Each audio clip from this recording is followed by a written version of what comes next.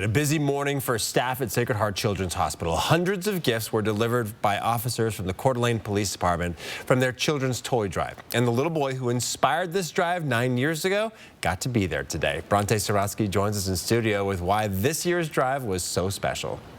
Well, it was a magical morning as officers with the Coeur-dalene Police Department hand-delivered hundreds of toys for kids staying at Sacred Heart over Christmas.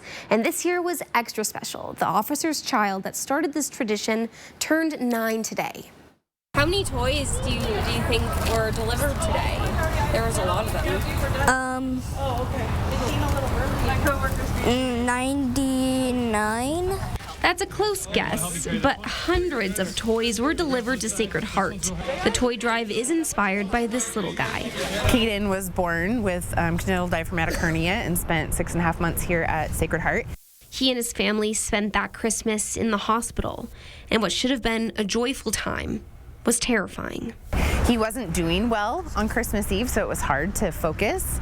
The staff at Sacred Heart told Caiden's parents to get some rest at home, and when they came back to the hospital a bit later, they were greeted with Christmas gifts. When we walked in Christmas morning, there was presents at his bedside, and we thought, how amazing that somebody would think ahead to do that for families that are in the hospitals.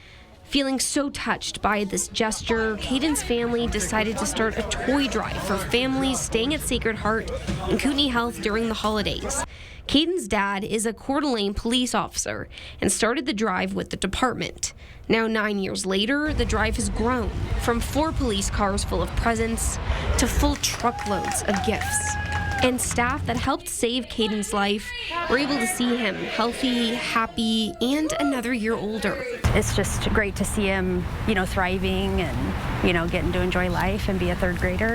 I asked Caiden how he felt to see all these kids in the hospital have a Merry Christmas just like he did.